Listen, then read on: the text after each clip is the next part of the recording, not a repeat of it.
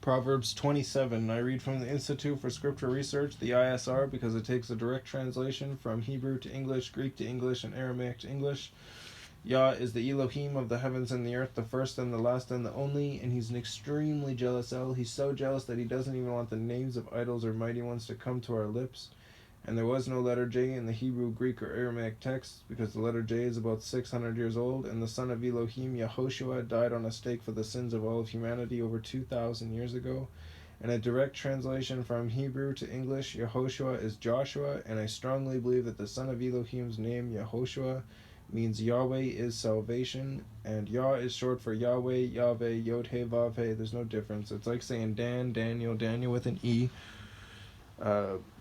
What is the difference and does matter is when people say that Sam, Phil, Bob, and Aaron are literally the same name, because they're not, and no one in their right mind would believe that, and thinking that you can force Yahweh to believe that is a joke. Proverbs 27. Do not boast of tomorrow, for you do not know what a day brings forth. Let another man praise you, and not your own mouth, a stranger, and not your own lips. A stone is heavy, and sand is weighty, but a fool's wrath is heavier than both. Wrath is cruel, and displeasure overwhelming. But who is able to stand before jealousy? Open reproof is better than hidden love. The wounds of a loved one are true, but the kisses of an enemy are profuse. One satisfied loathes the honeycomb,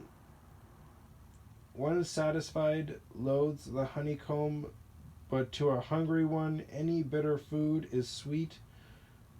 I know that for a fact.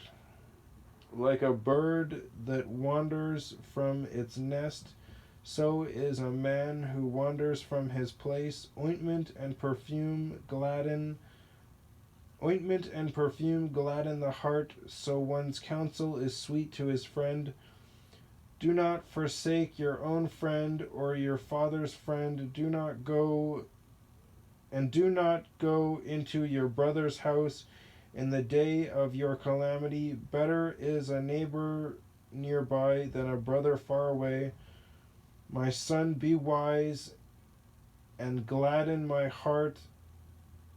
My son, be wise and gladden my heart, that I might have a word for him who reproaches me.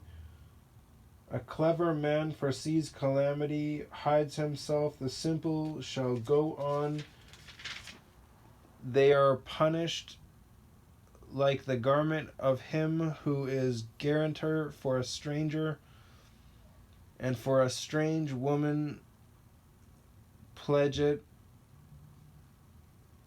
Take the garment of him who is guarantor for a stranger, and for a strange woman pledge it. He who greets his friend loudly early in the morning shall have it reckoned to him as a curse. Drops that never cease on a very rainy day and a continuous woman are alike. Whoever represses her represses the wind, and his right hand encounters oil. Iron is sharpened by iron, and a man sharpens the face of his friend. He who tends the fig tree eats its fruit, and he who guards his master is esteemed. As in water face reflects face, so a man's heart reflects a man. Sheol and destruction are not satisfied, so the eyes of man are not satisfied. A refining pot is for silver, and a furnace for gold. So a man is tried by his praise, even if you pound a fool in a mortar with a pestle, P-E-S-T-L-E, along with crushed grain. His folly shall not leave him.